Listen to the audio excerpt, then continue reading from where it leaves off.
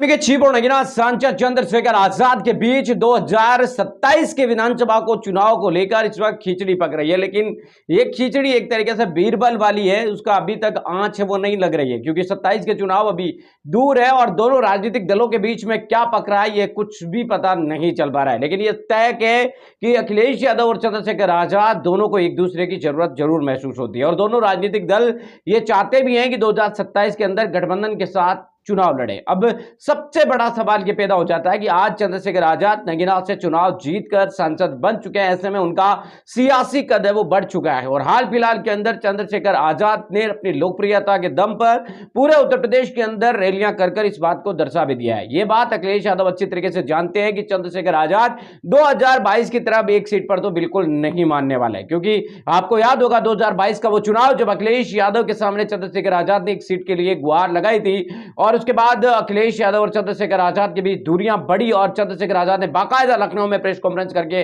अखिलेश यादव पर निशाने है वो साधे थे। और लखनऊ से उस दिन आपको बता दें कि चंद्रशेखर आजाद ने यह कहा था कि अगर चंद्रशेखर आजाद को अखिलेश यादव अपना बड़ा भाई छोटा भाई है वो कहकर भी मान लेते तो भी वो सीट की गुहार नहीं लगाते। उसके बाद रामपुर के अंदर हुए लोकसभा चुनाव के अंदर अखिलेश यादव चंद्रशेखर आजाद साथ नजर आए थे आजम खान के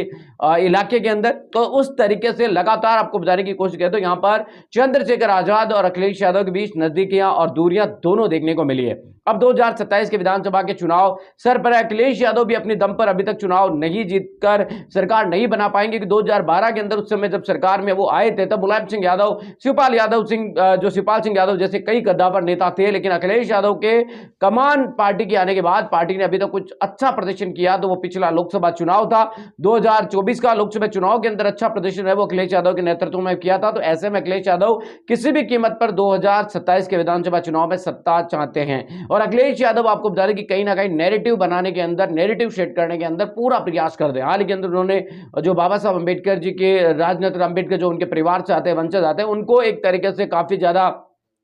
प्रोजेक्टेड किया, उनको जो है बुलाया उनके आवास पर और उनका माल्यार्पण किया, उनका शॉल उड़ाकर सम्मान किया और समाजवादी पार्टी की तरफ से उसे काफी ज्यादा वायरल करके नैरेटिव है वो शेड करने की कोशिश की कि अखिलेश यादव के साथ बाबा साहब अंबेडकर जी का परिवार है। तो ऐसे में कुल मिलाकर के साफ नजर आ रहा है कि अब लोकसभा चुनाव 2024 में जो परिणाम था उसी को दोहराने की कोशिश में अखिलेश यादव जुटे हुए हैं। तो चंद्रशेखर आजाद भी अपनी आजाद समाज पार्टी को उत्तर प्रदेश के अंदर जमाना मजबूत करना चाहते हैं। ऐसे में दोनों राजनीतिक पार्टियों की गठबंधन की आहट जरूर है, लेकिन कितनी सीटों पर, कैसे, कब और बात बनेगी, ये तमाम चीजें अभी आपको बता दें कि एक तरीके से भविष्य के गर्भ में छिपी हुई है। आपकी क्या नजरिया है? चंद्रशेखर आजाद अगर चुनाव लड़ते हैं अखिलेश यादव के साथ गठबंधन में तो कितनी सीटें उन्हें मिल सकती है? कमेंट